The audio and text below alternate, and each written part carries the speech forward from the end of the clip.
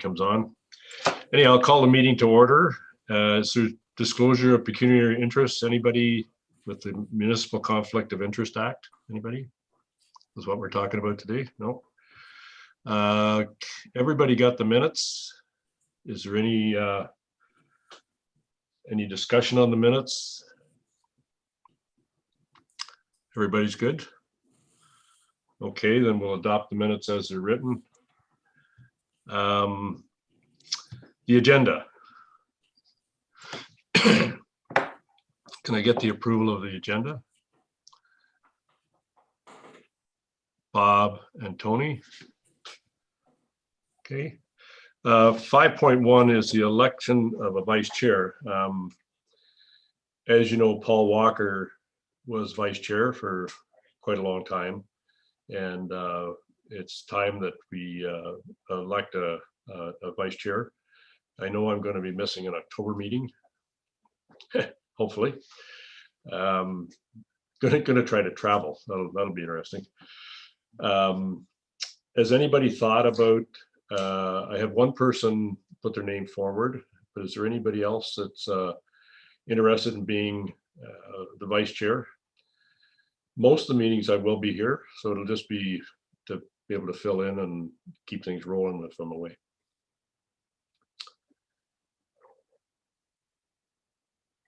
Anybody at all? I was thinking of Bob, but I think he's going to have a whole bunch of conflict of interest. Yeah, I would normally do it, but COVID has absolutely killed our hotel business and really affected the retirement homes. So I'm going to be very busy over the next year or two with our own businesses. So, right. Yeah. Okay. Anybody else?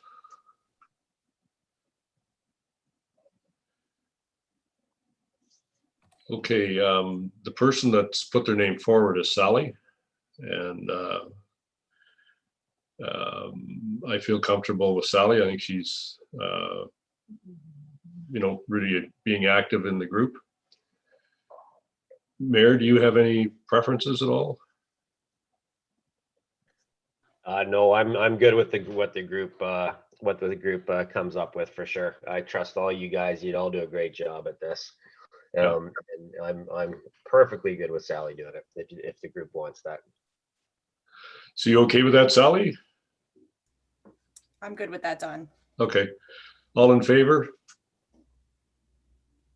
Okay, carried. Thank you, Sally, for putting your name forward. No problem. Yeah. Okay, so the next thing is introduction of George. Where is he? There he is. So Brett, are you going to introduce George?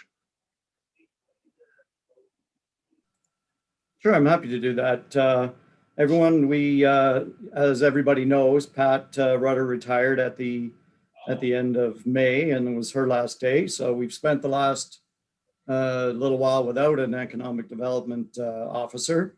We tinkered with the job description a bit, and when we posted the job, we posted for economic development manager, and we were happy to say that we received several top flight candidates, and we interviewed several top flight candidates, but George Borovilos was the cream of the crop in our opinion. After interviewing, we had a number of candidates, but George really fit the bill as far as his strategic background, and just for everyone's brief resume for George, he's a planning graduate, so that was a plus for me, but he's been the Director of Economic Development for the City of St. Catharines, the City of Kitchener, Township of the County of Northumberland, Economic Development Tourism, and spent the last several years with OMAFRA, and most recently as the Regional Director of Economic Development, and also had a stint as the Assistant Deputy Minister for OMAFRA. So he has a great resume, great track record, a lot of energy, and so I'm pleased to introduce George. Thanks, Brad. George, would you like to say a few words? Thank you, Chair. I hope everyone can hear me and see me. I just want to do that first test. Okay, we're good? Okay, thank you. Yeah, I'm really pleased to be part of this team. And I use the word team because that's really the requirement of economic development. We have to think it from a global or holistic perspective, understand the social issues, the economic issues, and the environmental issues of our respective community. Moving forward, clearly, I'm putting a master list together right now of all the client stakeholder relations and engagements that I have to initiate. All the members of this committee, the members of the Wellington County Economic Development Municipal Group, as well as other organizations, whether it's community future development corporations, the business improvement areas, et cetera, et cetera. So that list is growing rapidly this week on my spreadsheet. And that's very important because I really have to understand the dynamic elements of this community, how all the parts work together, the strengths and the weaknesses, and what are the opportunities, as well as some of the threats moving forward. With that in mind, clearly see I have some areas of focus, not just stakeholder engagement, but the business park, which is a #1 agenda item here on this committee today, as well as any outstanding items of the Economic Development Action Plan moving forward that were put on pause because of COVID-19 and the recovery. So I'm looking forward to working with everyone, engaging with everyone. Hopefully we can meet in person or in the future. That's important. I'll go beyond the virtual. But with that in mind, again, thank you for this introduction and let's move forward. Well, welcome, George. I think you'll find this group is, it's really good. It's really, pardon me, the townships put together a bunch of people on the committees that want to get stuff done. And it's really glad to hear your credentials sound great. And I welcome you to the group. I welcome you to Center Wellington. Okay. Okay, business park strategy. Brett, I guess you carry that one, will you?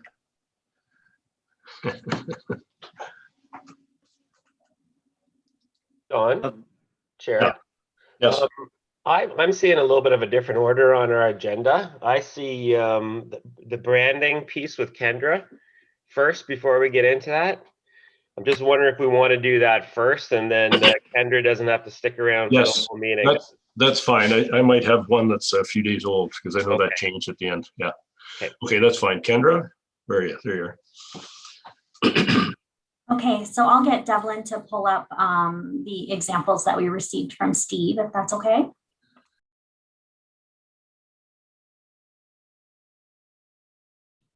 So as you know from our last meeting, we reached out to Steve to come up with some different options.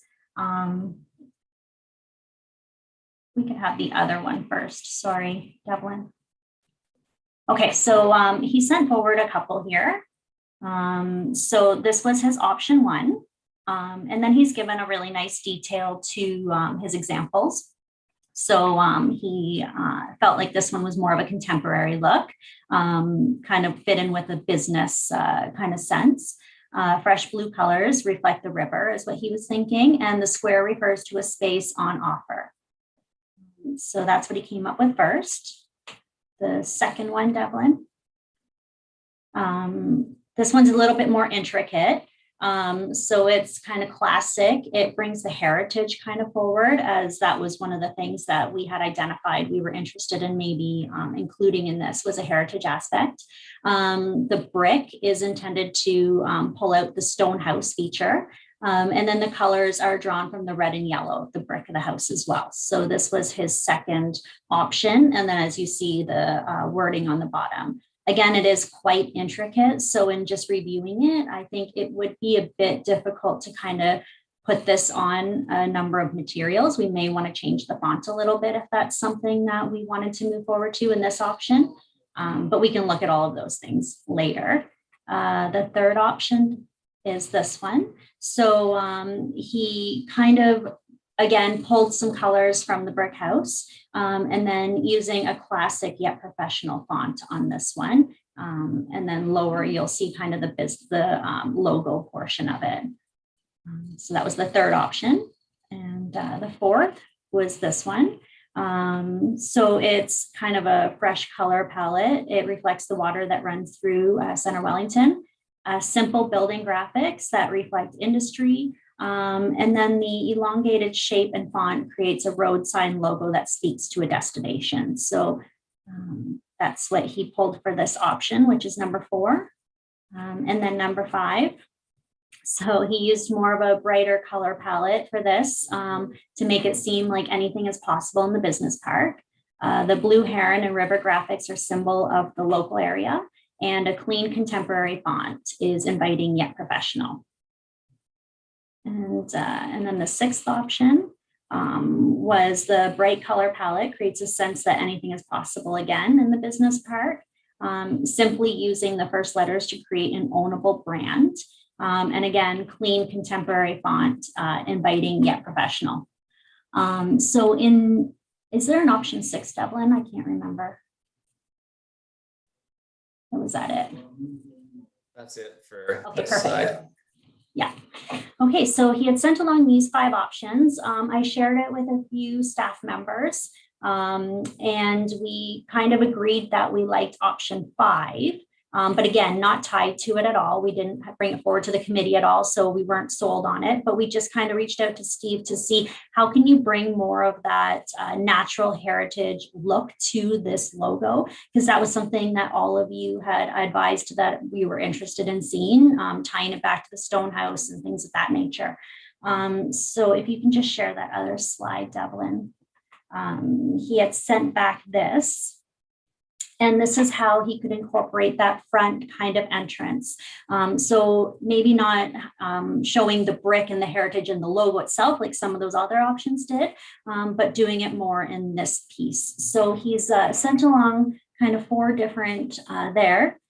Personally, I really like option 3 because I thought you could use some of the classic wood or iron rather than those side pieces there.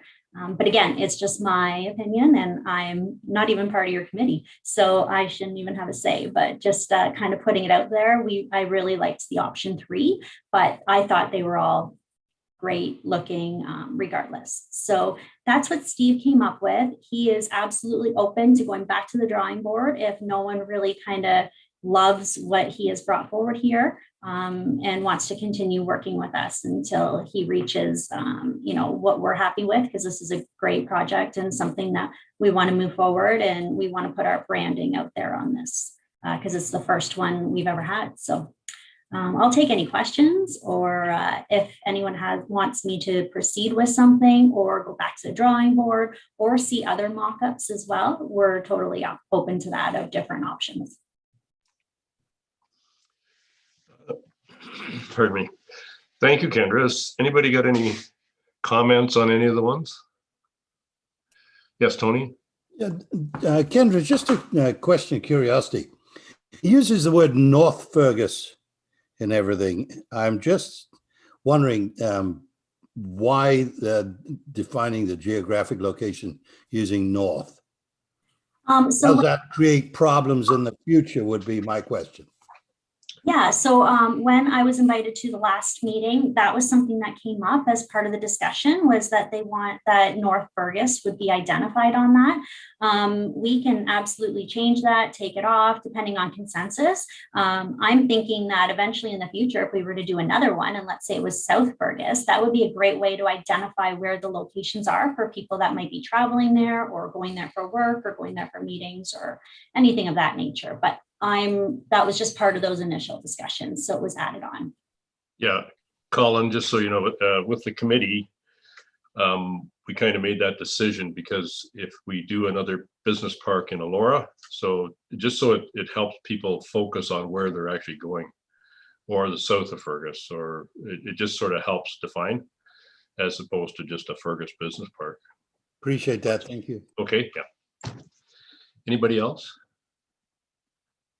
Rick, any comments on it? Yes, Kelly?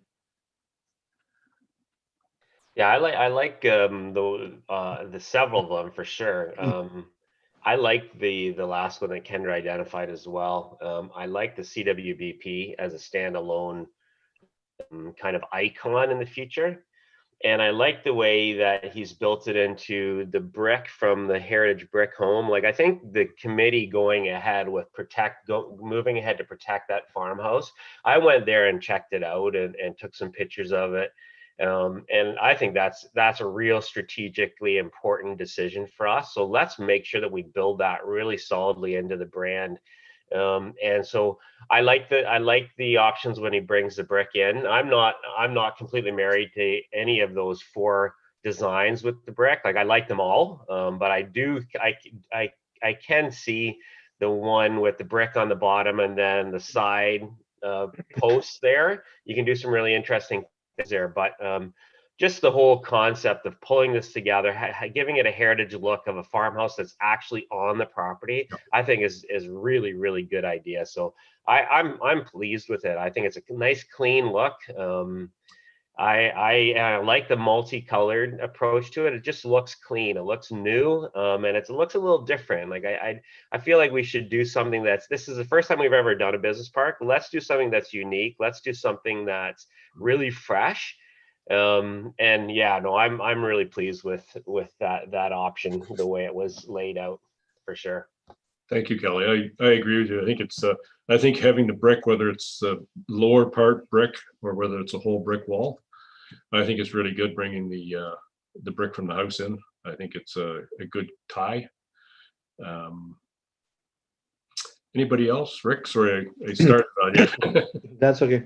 I'm terrible at this, and usually the one I pick, nobody else picks. So anyway, the one thing that I've always found is that a lot of times these things get shrunk down in a corner of a letterhead or something. So whatever you pick, I always think that it should be simple and definable in a small format. So I'm like Kelly. I really don't have. I like that last one with all of the square with the letters and so on. But as long as it gets shrunk down, you can still read all of those. You still can identify it. I think that's the biggest thing. Yeah, it's true, Rick. Is this stuff is going to get shrunk down and put on print and wherever else, right? So it's got to be able to do it. And even if it's a highway sign, it has to be really clear so that people can grasp it. Because usually you have a second to look at a sign or half a second to look at a sign. So I think it's, yes, Kim? I was just going to say with that last one, the number 5, if you, it's the North Fergus, the color of the font. If you actually like unzoom or zoom out from it, you can't see North Fergus at all. So I'm wondering if we could get like a darker, I don't know, an umbra or something, or a pumpkin or something instead of the lighter yellow there, because I think if you are going to shrink it down to a letterhead, that North Fergus is going to get lost, especially if you're printing on like a linen color or something. You're going to lose that yellow. Just my comment. Yep. Thank you, Kim. Anybody else? Janet? The multicolor of the CWBP looks great. A lot of the other logos, the coloring kind of was more of a wave to resemble water. So I'm just wondering, Kendra, just the background, whether this is just colorful for the sake of visually that it catches your attention, or whether the movement of the colors is intended to mimic the flow of water, and just also just the inclusivity kind of culture that we're in with the multicolors. We'll have to I mean, the colors are appropriate, but we'll just have to be cognizant that the colors are not interpreted as meaning something else. Mm-hmm. Yeah, those are great points for sure. Yeah, just to make sure that the contrast is really high so that when it does get shrunk, that it doesn't fade away on the page. It's a very good point. Anybody else? Sally? George? Any comments? Might as well jump right into it, George. Okay, I will. I really like I like the 5th option and the variations, and I understand the context of the house, and I think this is what that option builds into it. I like the rustic color too to it. It sort of shows the historical value and the historical background. And I think it reflects the community's legacy, sort of the values and the target audience that we're going after. And it creates a distinctive style. But I think some of the comments about shrinkage are very important with letterhead and marketing brochures, that we don't lose that graphical image. And the variations are good. I prefer the third or the fourth one. I think it's a little different signage. When you look at various communities across the province and you see a typical sign, 2 posts and a sign, this one I think comes out a little bit and pops out. Yeah. Makes you stop and think for a second. So Good. Thank you, George. You're welcome. I wonder, everybody, would it be good if Devlin put that one up again, just so we can take another look at it?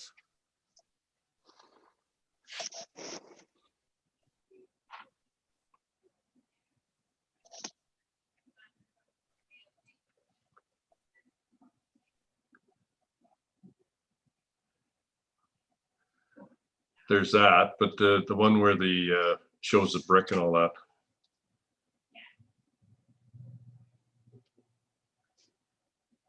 There.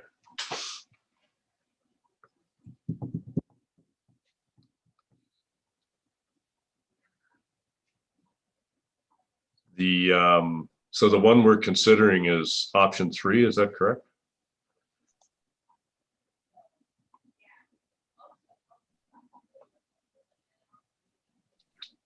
It's really up to the group.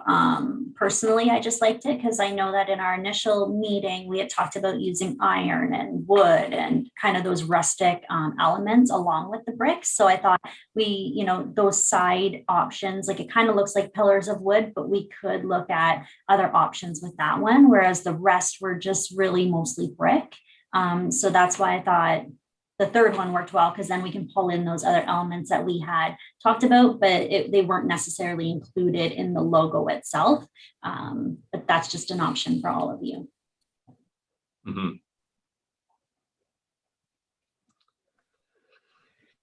Okay, is anybody, I can only see 4 or 5 people here, so maybe Devlin, if you put that down. Anybody got any comments on choice of options there? My only thing is I really like option 3. I can picture that working really well. I like Kim's suggestion though of going back and making North Fergus, choosing one of the other colors in that palette there that makes it a little darker so it stands out. Because you don't want it to stand out too much, but you also don't want it not to be able to see it, because the reason why we want to put North Fergus in there. Yeah, and this will set, this can set a pattern for the other parks as well. So I guess we should take a little tally. Is option 3, is that everybody in favor of option 3?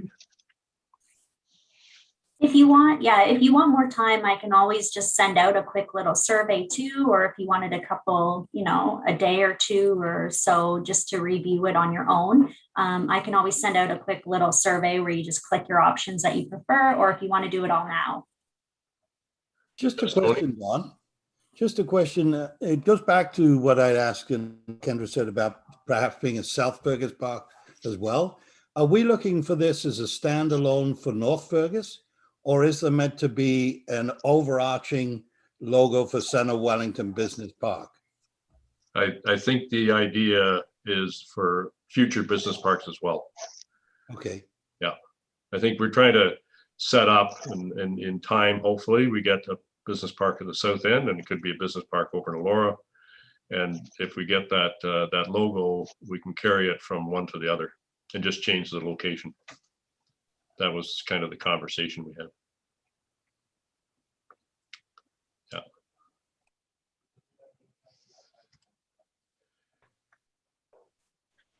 So do people want to think about it? Anybody? I'm fine with making a decision on it now. So why don't we see who's in favor of option 3? The 5th one, option 3. I'd say that's unanimous. Okay. So there you go, Kendra. Great. Thank you so much, everyone. When can you have it built? Next week. No. I can barely get my laptop working this morning. I'm just kidding. If you were in some of the meetings we had, I'm kind of getting known for that. Anyhow, thank you very much for your presentation. That's great. Oh, no problem. And George, I look forward to working with you on this. So hopefully we'll meet in person soon and then we can move forward on this. Yep. Great. Thanks again, Kendra. Okay, so let's go back to my version of the of the agenda. The business park strategy. Brett, can you run through that where we are? Sure. Thanks. I did not do a PowerPoint for this, but everybody's got a copy of the report and I can just walk you through the highlights of it.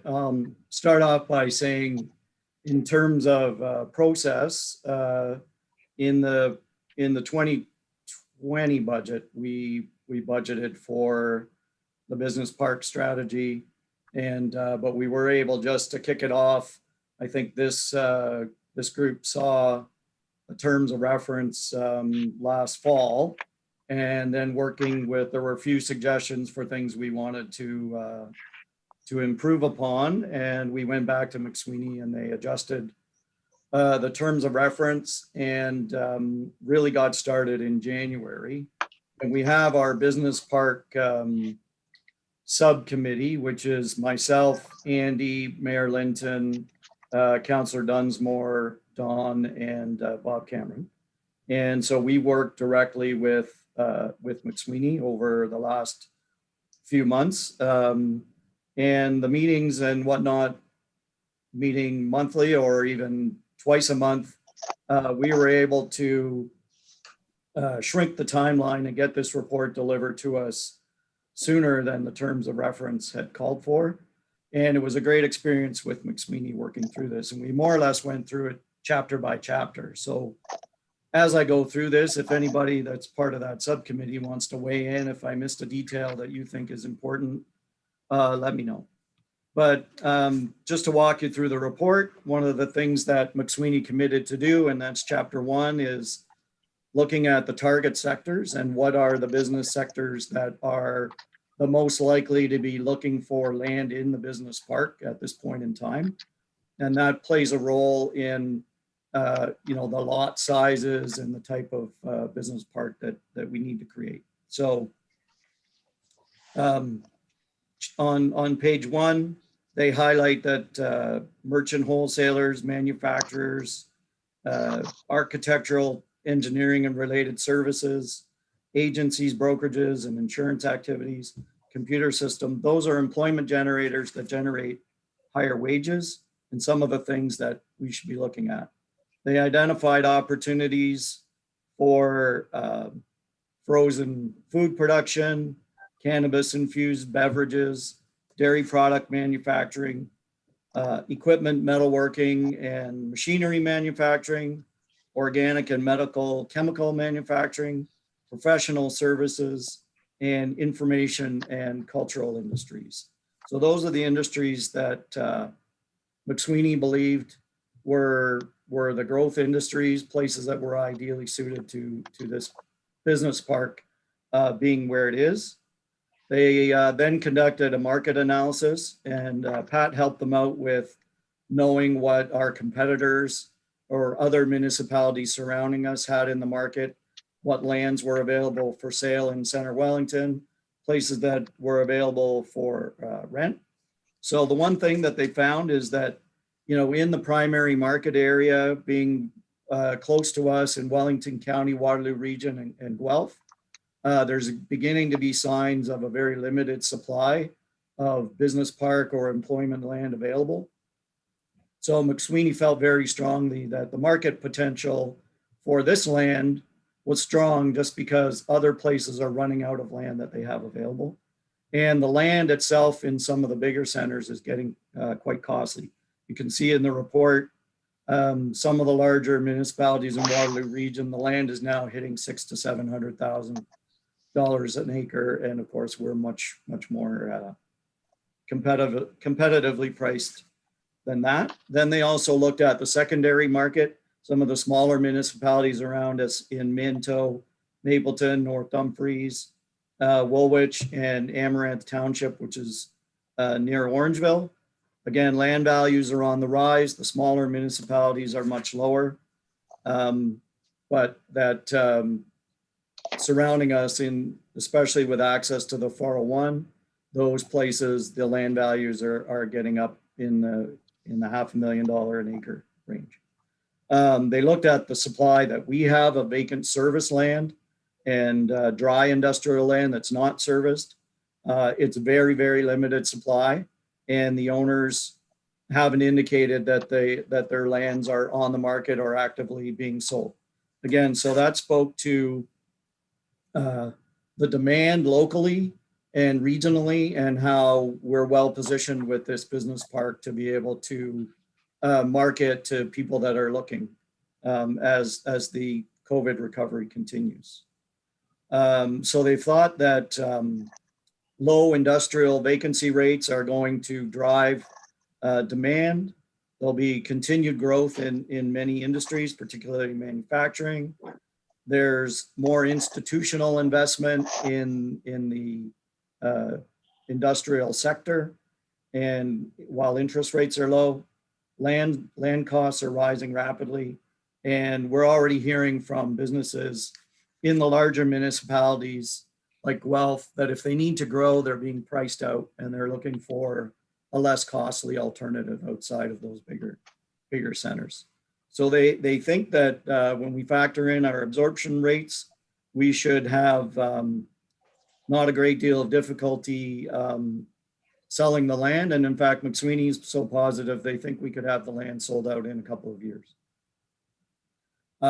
They've done a location analysis of the park, the pluses and minuses of what we have.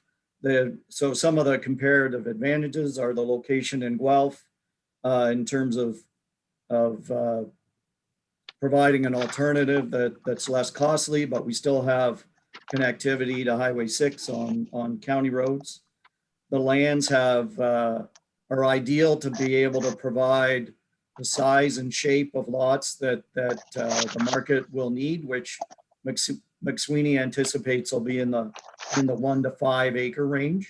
There'll be limited demand or opportunity for larger lots to be sold. So that's been their focus.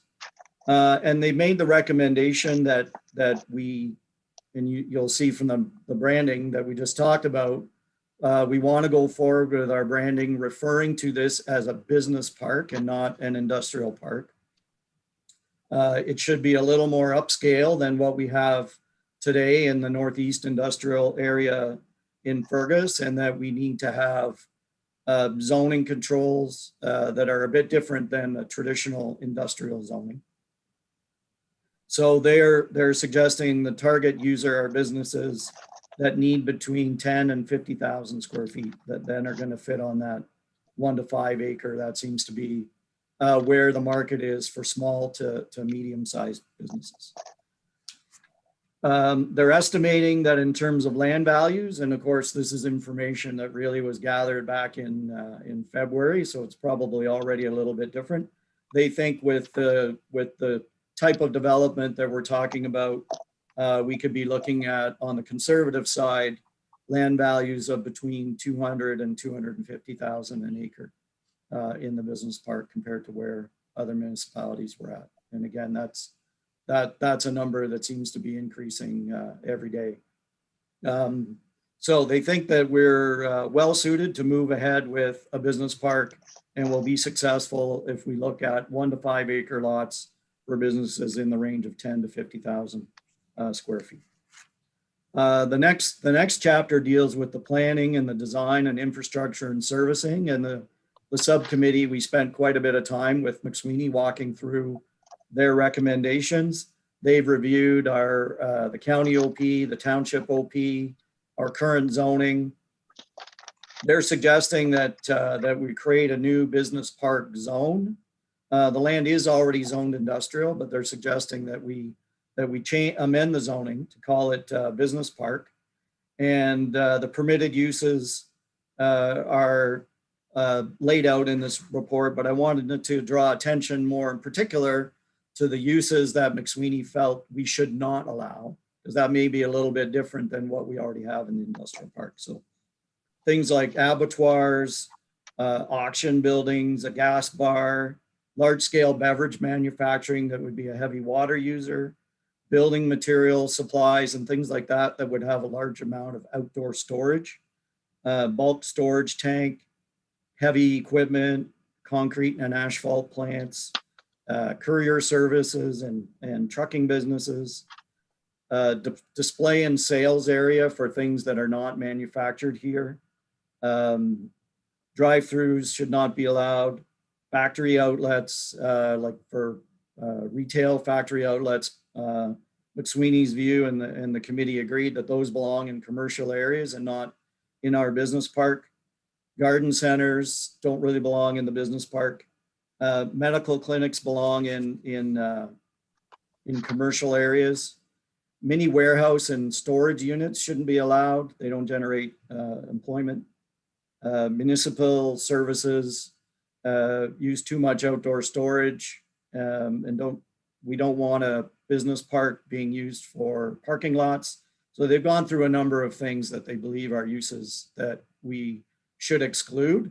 And the subcommittee was in line with those recommendations. I wanted to draw that to your attention. The yards and setbacks, they've made recommendations that are just slightly different than what our current M2 zoning is. But what they really stressed is that we want to make sure that we don't have the front yards of the businesses in the business park full of outdoor storage of goods and materials. So they've made it clear that we need to create zoning regulations that require those types of things to be put back behind the building. And then if they're visible from the street at all, they need to be screened. So the idea is that we have a business park here that's of higher quality in visual appearance than what we may have had in the past in our traditional industrial areas. They've looked at our current design guidelines. They've recommended that we make some adjustments and create specific design guidelines for this business park. And those are outlined in the report as well. And then in terms of infrastructure, they've looked at the sanitary, the water main, and all these things can all be serviced. We're recommending that we take advantage of the fact that this property abuts the Elora Cataract Trailway, and that we create a connection to the trailway that goes through the industrial area, and we can join it up to the informal trail system that exists around the dog park already and connect to the cataract. So in addition to that, in the road allowance itself for Dixon Drive, we're planning on a 3-meter wide multi-use path that's adjacent to the road so that people can facilitate bicycle, pedestrian traffic through the business park as a feature and an asset for those people that, if you have employees that want to go for a walk at lunchtime, they have places to go. If people want to cycle to work, they can cycle to work, and we could take advantage of the proximity to the Elora Cataract Trailway and the connections that provides into the rest of the community. So they've looked at the road alignment, the phasing of development. Their expectation is that the first phase would be that we would simply extend Dixon Drive right out to first line and then create lots.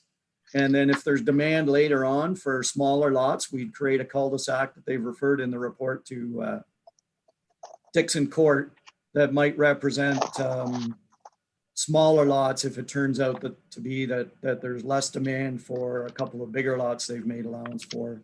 And that would be the second phase that we would do only if it was necessary, because we couldn't sell some of the larger lots in that area.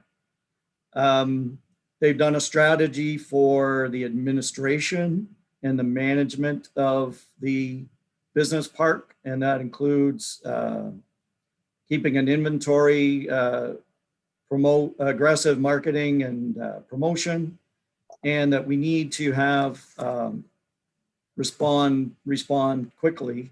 And that's best done through municipal ownership and management of the industrial park. They've looked at our official plan, and our business park strategy is aligned with the township official plan. And they've set out some employment land development policies that that are part of this strategy, so that we can keep the ball rolling and look at future opportunities. And one of the ways that they're strongly recommend is that we create an economic development reserve fund, and that so the proceeds of all of the sales of in this business park get put back into the reserve fund, that then in turn is used to fund other business parks and development of other lands in other areas. It's a little bit blurry right now as to what the township has been doing, but after we acquired the land, we did set up an industrial or a business park reserve. So that's already in line with what the direction the township was headed in. They've set out the objectives for marketing the business park. They've created a sales pricing policy.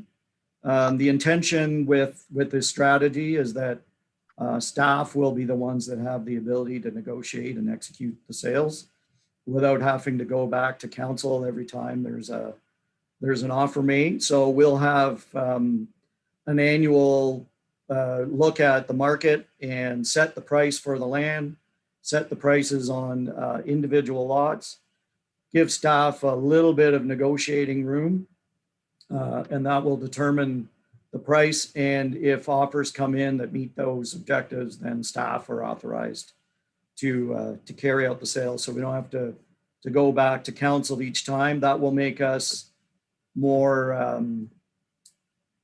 efficient and be able to respond quicker to offers that we receive if we can put them through a process and complete. They're recommending a standard offer to purchase sale agreement that we use every time. They've set out key industries to market. Marketing priorities are businesses that obviously have been in contact with us that want to move here. And also, as part of BR&E, we want to prioritize whether there are existing businesses in Center Wellington that need a place to expand. And that's part of what, of course, George will be looking at, is what are the businesses that might need to expand and need a place to grow into. We've heard quite a bit over the last few years that that's a challenge for our businesses once they grow, given the lack of land available. So hopefully we can reach that. One of the other key things that McSweeney's recommending in the strategy is that we specifically deal with the local and regional real estate agents and brokers, and that we do have a policy whereby we accept offers from realtors on behalf of their clients, and that we do pay a commission. That's something that in McSweeney's opinion, some municipalities don't do, and that's really to the detriment of your ability to sell the lands quickly if you're not receptive to offers, and to pay commission to realtors. If you don't pay commission, then they're not going to bring you offers. So that's a reality that they're recommending that we do going forward. They're recommending that we try to attract business that's not currently in Center Wellington, and that we need to use real estate agents and brokers that handle those kind of businesses throughout southwestern Ontario in order to do that as part of our marketing. So it's more of a partnership with the people that are in the commercial real estate business to make sure that our lands are visible when their clients are looking. The branding is one of the recommendations. When we get to the end of the report, they want us to they're recommending that we create an identity.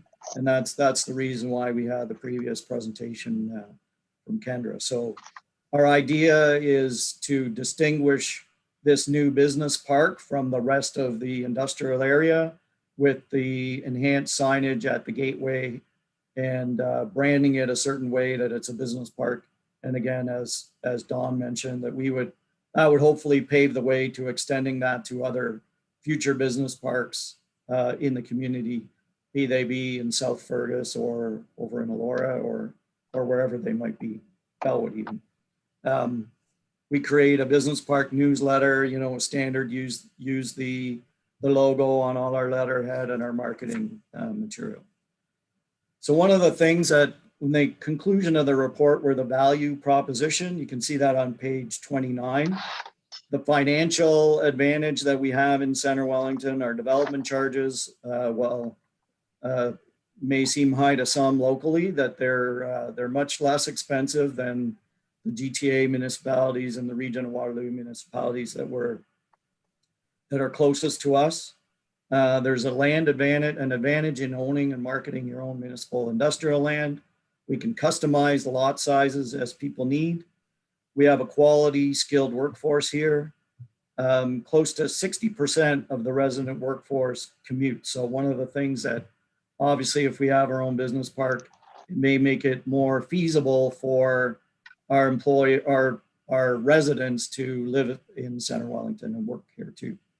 We have an energy advantage with our own hydro and our CWEI. We have an infrastructure advantage with fiber. We have full municipal services available. We've got the pathway and the Cataract Trailway. We have decent access through to the 401 with some of the changes we've made and the county road system and the provincial highways. And we've got the advantage of being close to the universities and colleges locally. So part of McSweeney's strategy, that marketing wise, we really emphasize those advantages for us. So that sums it up. We haven't included the detailed development concept because as we go through some of the work that's ongoing with Triton Engineering doing the environmental assessment, that the conceptual design will evolve a little bit, but McSweeney has costed out their development scenario to take Dixon Drive straight out to first line. And in any land scenario, from the land values being down around 170 all the way up to 250 and above, it's a very short turnaround for us to break even and put away some money to be able to acquire more land elsewhere. So McSweeney, we're very excited about it. In one of our last business park subcommittee meeting, they said they've never worked with a municipality with a business park that had such positives going for it right out of the gate. So we're very pleased with the strategy, and at the subcommittee, we all unanimously agreed this is the way to go forward.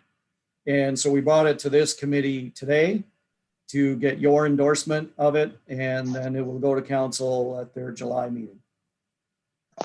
And we would like some members of the task force to be there to advocate for the business park strategy at the council.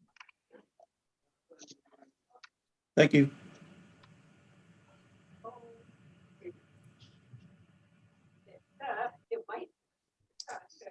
Kelly? Yeah, I just wanted to add a couple comments because right from day one, we knew that we wanted to do this business park right. We wanted to go through the right process. We wanted the final result to be exactly what we needed to do because we haven't done this before, and we recognized how important it was.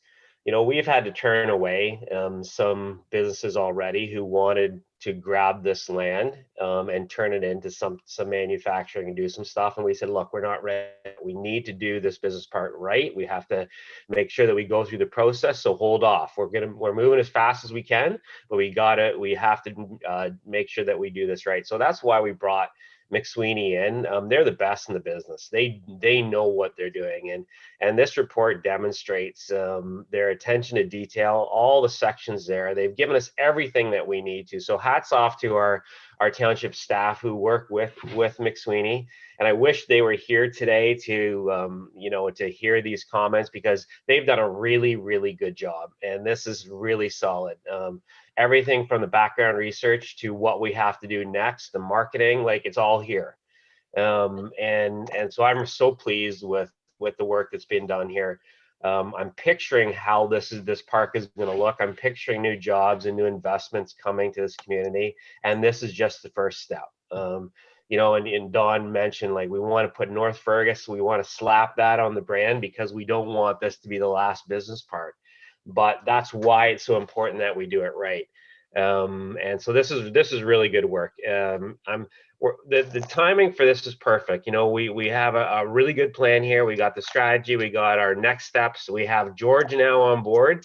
And now he can work this plan. I'm really excited at how he's talking about how he has to make sure that he works with the stakeholders and make sure that we build up our relationship with the current business that we have in Center Wellington, in addition to getting new people here. We don't want to forget about the businesses that we have here that might want to expand, and now they might have a chance. So I'm glad to see McSweeney put that as one of the top priorities for us moving forward, is to make sure that we have connections with our existing businesses and give them an opportunity to build in the new business park. So overall, this is really, really exciting. And I know Jim Gibbons has to be pretty excited about this, because we're moving ahead on something that, you know, he told me on day 2 when I became mayor of Center Wellington back in 2014, that this is the way that we had to go to make sure that we don't just become a bedroom community. And now we're doing it.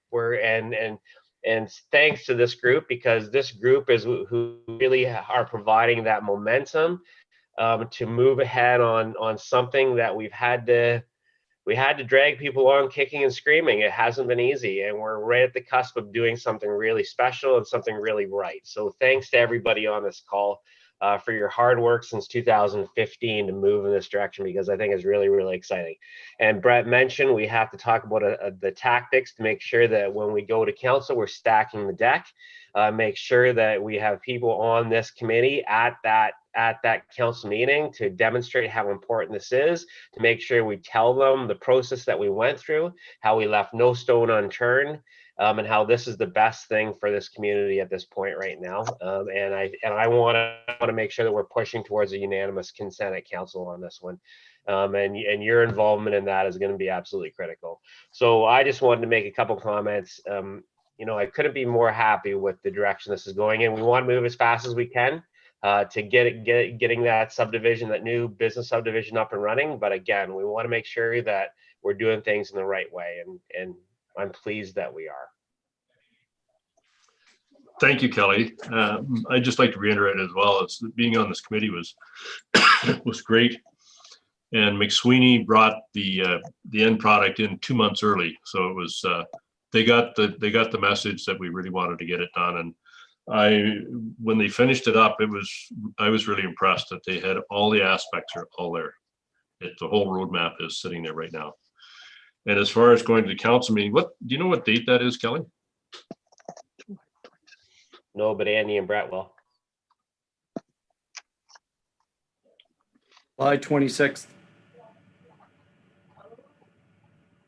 Okay.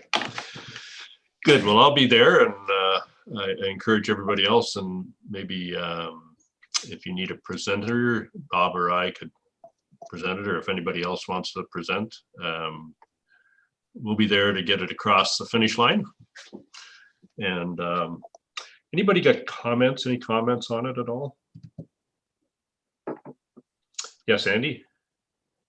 Just yesterday I had a meeting with Samantha Lawson from the GRCA, and she is good with us connecting to the Lower Cataract Trailway. I know in some situations, you know, they don't like connections, but because it is a public entity with legal liability and responsibility and insurance, they don't mind that. We have another connection just down the Lower Cataract Trailway, so she thinks this will be a great part of the connection to the employment plan. So that was great to hear that they're on board with that as well. Yeah, good. One more of the details. There's lots of them. Yes, Rick? I just think this is wonderful, because I get calls just about every week somebody wanting to start a business, and we lose a lot of businesses that we fund as startups to Guelph because there's no place for them to move. So we and then they grow there, and then they'd like to come back, and often they can't find a spot when they need to get bigger. So the only thing I would suggest is that I'm not sure the number of square feet, but we do have a lot of businesses as startups that are clean tech, high tech kind of things. So they're not messy type of industry, but they may not need 10,000 square feet. So, and the type of building that they're looking for is those kind of business condos that you have on Gartshore. And a lot of them moved from that kind of a unit to the next size unit down to Guelph now and then back up here. So if we can keep them from going to Guelph and back up here, that's great.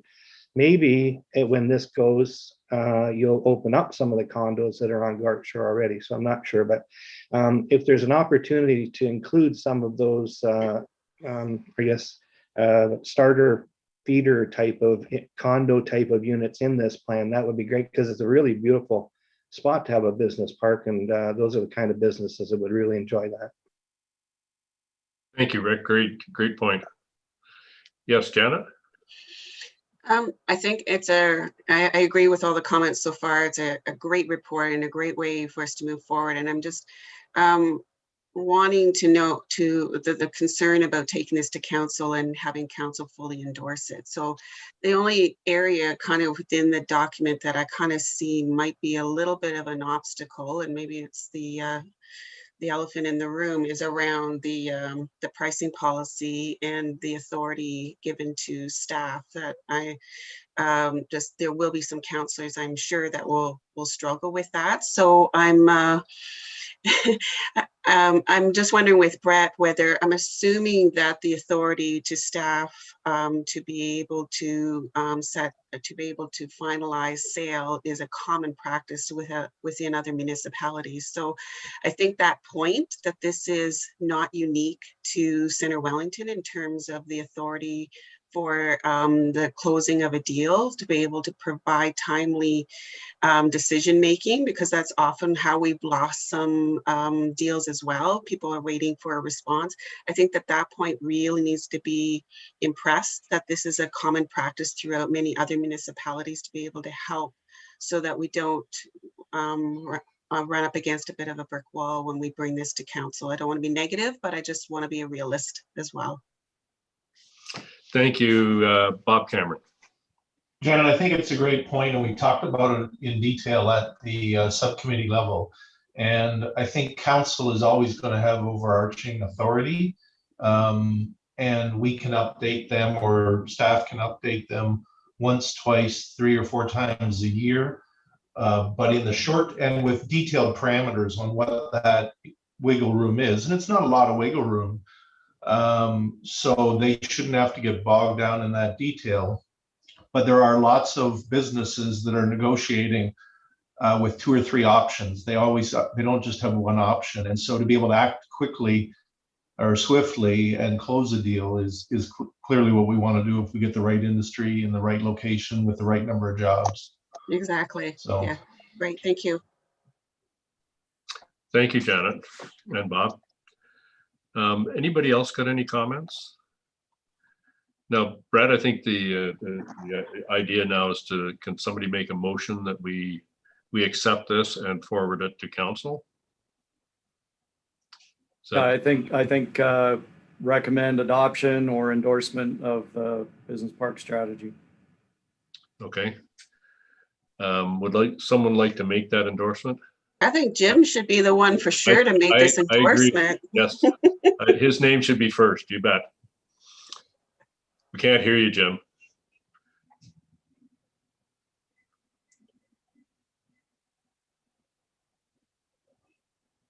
Yeah, Jim, you're on mute.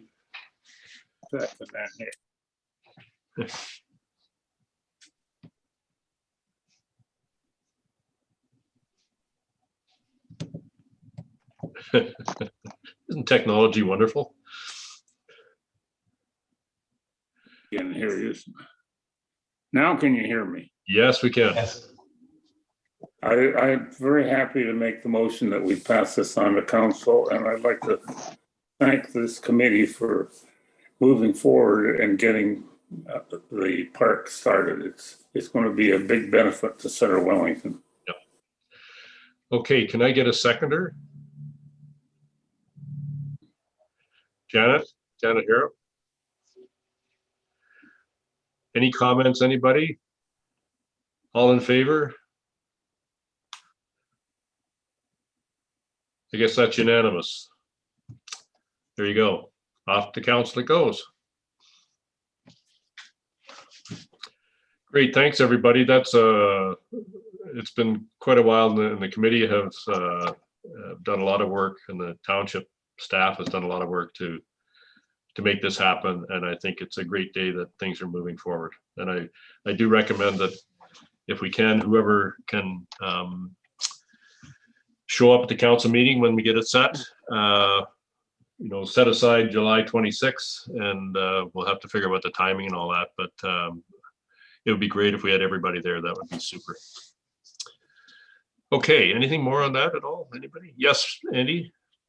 Yeah, Don, just with the way we do our Zoom meetings, what we would probably do is have a couple of the members speak to the report as delegations, and then the other members would be able to view online through our YouTube channel, just as it's part of, unfortunately, the COVID process to have you know, 8 or 9 or 10 people on one item into our Zoom call. But, you know, as you as chair could speak to the fact that you have a number of members of the committee watching, and maybe just we could have 2 or 3 of you speaking to the report as a delegation would be the best way to do. And we can coordinate that. So Don, maybe if you want to let us know who could do that, and then we can coordinate that with Dublin and the clerks for that meeting.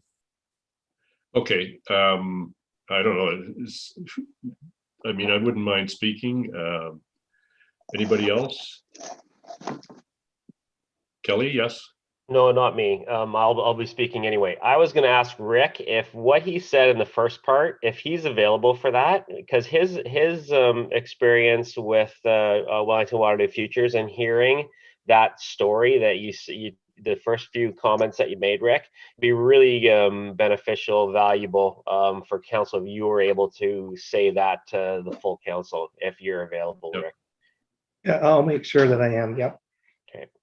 Okay. And Don, I'd also support what Rick said. There's a growing number in different municipalities, as Rick knows, to do exactly that, where you build a purpose-built condo for small startups that move, and I'm sure you've heard of what London is doing with support of the business center and their innovation group as well. So I support what Rick said wholeheartedly. Yep. Okay, so I guess Bob, would you? Sure, I'll do whatever you want me to do. Okay, so why don't we say those 3, and then Yeah. hopefully everybody else can tune in. And I think during the process, Kelly, we should have an option that maybe Jim Gibbons could say something at the end, seeing as he's been the driver for this forever. Well, if Jim is good with it, we'll put him on the agenda. Yeah. Jim, are you available that date and get him registered as a delegation? I don't mind if we have 5 of you guys. You know, we really want to give you guys the opportunity to speak to this. So there's no limit. You don't have to spend 10 minutes, but you're all here for different perspectives, different reasons, and there's no limit in my mind how many people we want to speak in favor of this one. And so we can put Jim right on the agenda if it works with Jim. Be available. That'd be great, Jim. Thank you. Anyhow, I think he's been on this business park stuff forever. Yeah. About 45 years. Yeah.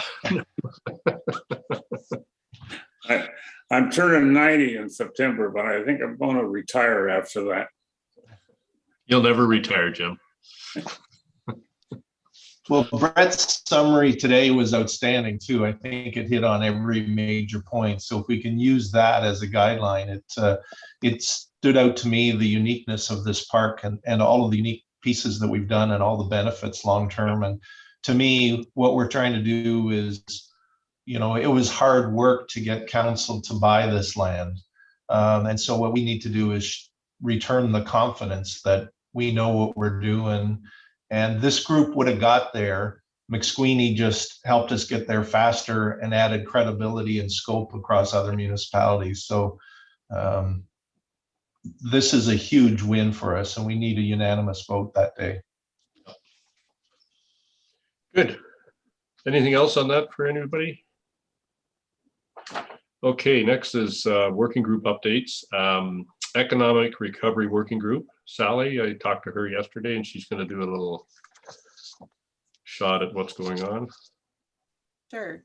It's a tough agenda item to follow, guys. I feel the board is not 45 years in the making here, but the working group, we haven't met for a few months, but we've still been working through some of the initial ideas. So the digital welcome wagon is still in the works. It's still on my desk. It's a summer project. You will see it come to fruition. And that's all about getting the businesses involved who want to market to consumers, looking at sort of, we have 1,000 new people coming to the community every year. So the stats say, so just wanting to reach out to those people and inform them and remind them of what services and businesses are right here in the community. They don't need to head out of Center Wellington. So that is, it'll be a web page and somewhat of a dynamic web page, I'm hoping. And then the notepads are in the works with Peter, and the notepads would then go to realtors and builders to leave in those new homes or new move-ins. So that is still on the go, active summer project, I told Dawn yesterday. Then the Google My Business workshops, we ran one in April, May, and June. Both a beginner and an advanced each day. So we had close to 50 businesses participate across that, which has been really great. So that was subsidized by the county. So we were able to charge just $25 per business per workshop. I mean, the regular price is like up close to 100. So it was really great, really accessible for people, really well received. We had some crazy stats shared with us. One being the Raceway, who admittedly thought they were sort of already set up on Google My Business and doing quite well. And after participating in the workshop, their views went up by 30,000 in 1 month. So really, really fantastic testimonials there, and across the board, from anything from travel agents to financials to venues to small businesses, big businesses. It's been really well received. We have spent, so we had that $5,000 from the county, which was fantastic. We have spent about $3,200, which means we do have some left. So we will plan to do one more of these, I think, in the fall. Fingers crossed for in person. I feel like we've hit the audience who were comfortable doing it virtually. We're going to launch the self-serve through the summer, which is the people who are comfortable working through it on their own without the instructors live. So I think that piece that we're missing is capturing those people who really are more comfortable attending something in person and learning that way. So I hope we'll be able to do that in the fall. The self-serve piece will be the recordings of the sessions we've already done. So I'm going to review them, and we'll sort of summarize each one and put a list of the businesses that participated so that people know which one will be most helpful for them. And then that will be set up, hosted likely on our website with links to the videos to either download or just watch online. And then we'll pump that out through all the chambers across the county, the BIAs, et cetera, and get that out for people who are comfortable, like the kids you guys were talking about earlier, watching a YouTube video and learning as they go. For people who are comfortable with that self-serve option is going to be great. I think those were the updates I had. Questions? Anything you wanted to add there, Dawn? You're muted.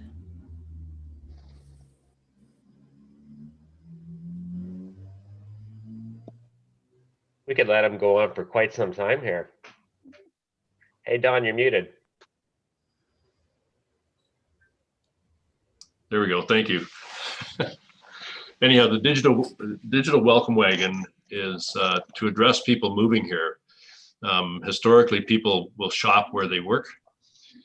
And so we're trying to get them to shop here. And so the digital welcome wagon will be a pad of paper with some advertising on it and a QR code, so that they keep it near their phone, and they go to the QR code, they'll be able to download a voucher for whatever business it is they're interested in, and they go down, and businesses might offer, like Peter, I think he mentioned he might give them a pair of socks with a pair of shoes.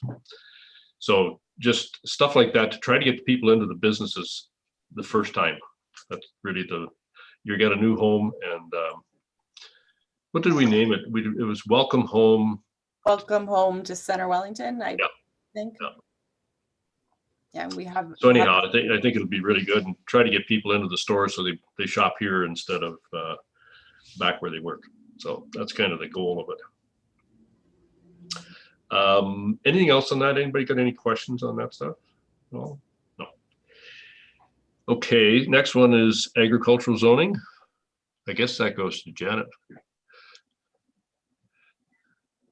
Yeah, so we had our first meeting, and I'll defer to Brett as well, because he kind of helped to lead this meeting. But we had our first meeting of the group, and we're just Brett had shared the theme for the growing innovative agriculture and agribusiness from the strat plan. So we just quickly looked through that document. And we kind of looked at the current zoning bylaws, and we're going to look at the current zoning bylaws that we have and see if they're up to date, really aligning with the changes with the definitions in the provincial policy statement. There was a guideline that was circulated around permitted uses in prime agricultural areas. So again, aligning that with our township zoning bylaws, and a lot of it is just changing some of the words and the definitions. I mean the same thing, but the provincial policy statement used slightly different wording than what the township had in their definitions. We also had a document that I'd received through my work with the Federation of Agriculture around farm housing, some research that was done down in the Leamington area. So that was circulated, recognizing that the reason for the study that was done in the Leamington area was mainly targeted to the greenhouse sector, because they have a large greenhouse sector. And we do have some greenhouses in Wellington County, Center Wellington, but very limited. So, but it was really looking at some of the zoning provisions mainly for on-farm help. So we're looking at all of these. We're also looking at some of the, in our next meeting, some of the issues with rural internet and access. And that was our first preliminary meeting, kind of more overarching as to what some of the things that we need to look at. Brett, did you want to add anything? Thanks, Janet. You've covered it very well. I don't have anything to add other than to say the goal with regard to looking at the zoning permitted uses is there's a lot of literature these days, and the province is a big supporter of on-farm diversified uses. And so part of what we want to make sure is that our zoning bylaw maximizes the ability of agricultural operations to incorporate other business uses that enhance their farm operation or enhance their income, and make sure we maximize that in our zoning bylaw. And I think there's definitely room for improvement there.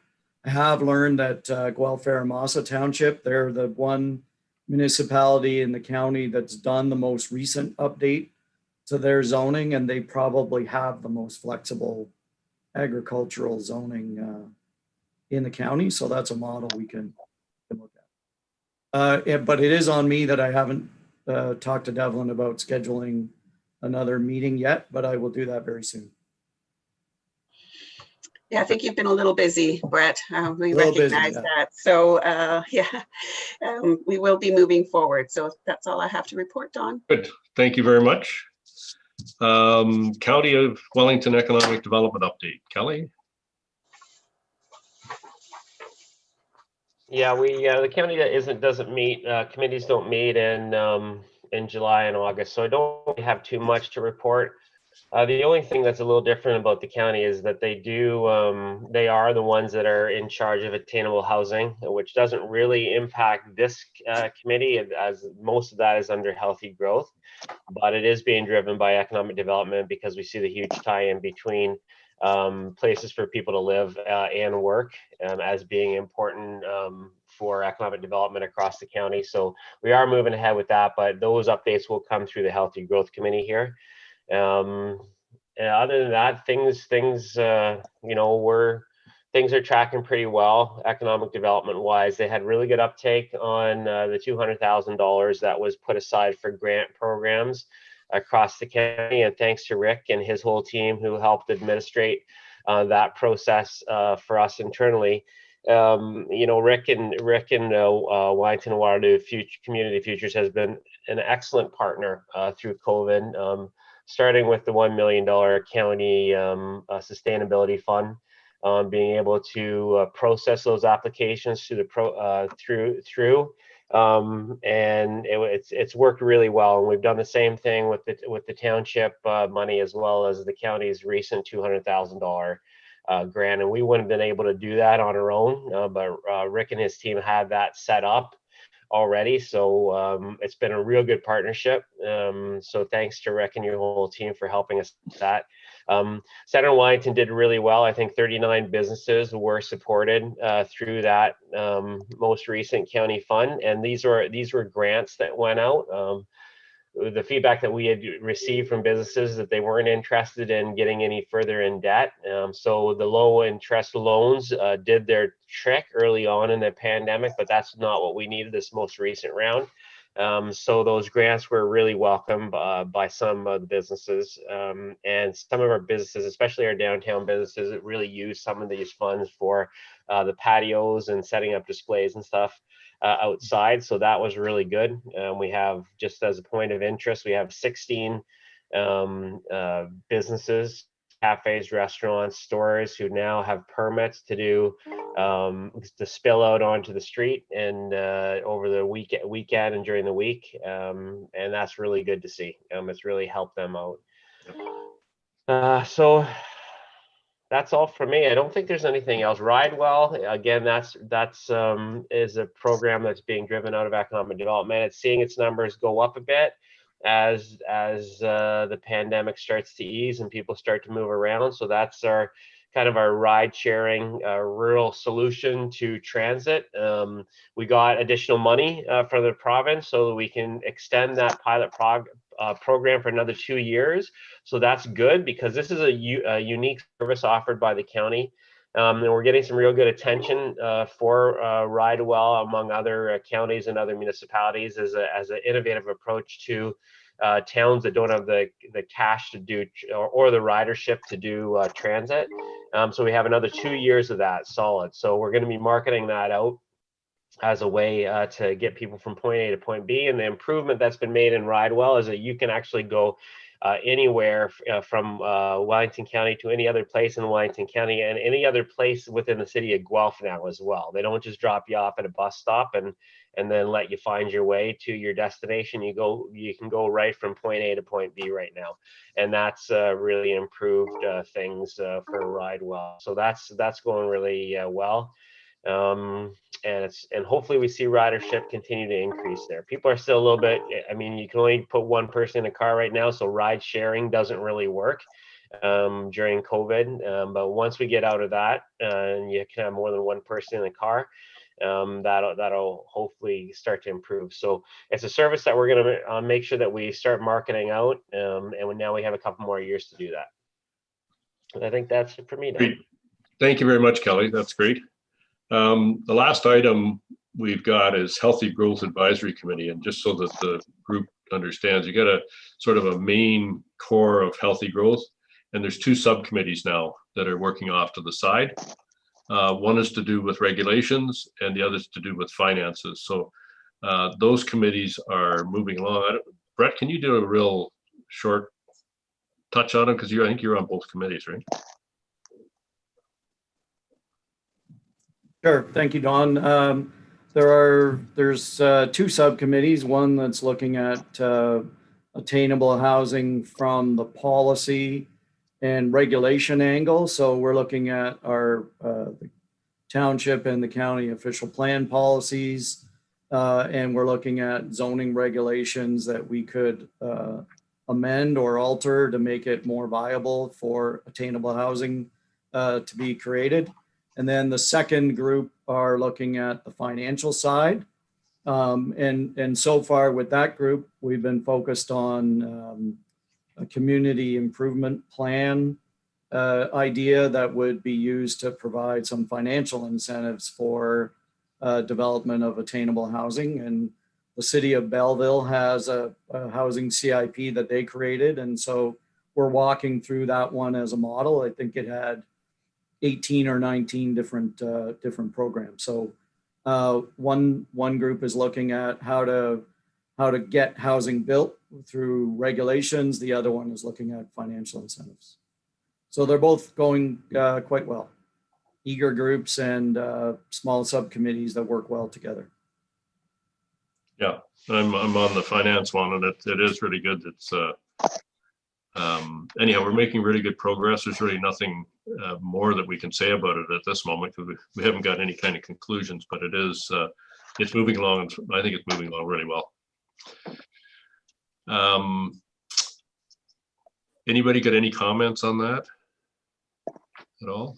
No. Okay, I think that brings us to the next meeting. Is there going to be one in August, Brett?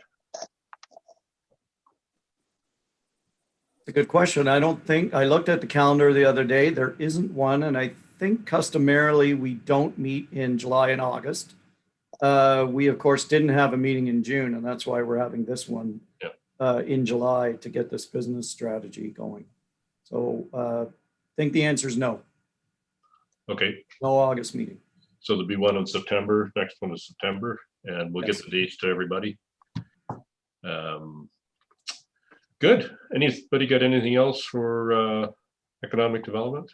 Yes, Bob? The only thing is with July's meeting to council and several different people speaking, I'm wondering if we shouldn't, as a group, or have someone sort of tell us what role they want us to play so that we're fully prepared and we're covering all the points for that July 26th meeting.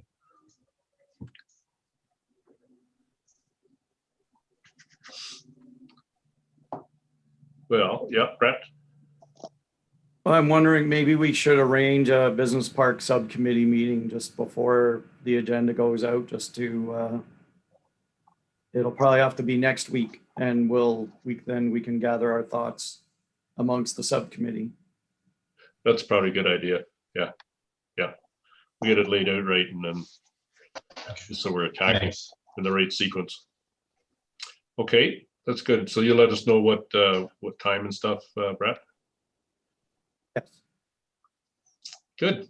Andy, did you want anything? No, I was just going to say, similar to Brett, let's just take that offline and we can organize that and get prepared for council. Right. Okay. Anybody got anything else for economic development? I guess we'll close the meeting. Thanks, everybody. Really good information session, and it's wonderful to see some of the stuff that's happening, and it's really good to be part of it. So anyhow, thanks everybody, and we'll see the subcommittee meeting next week. Okay. Thank you, Take care. John. Bye-bye. Thanks, everyone. See ya.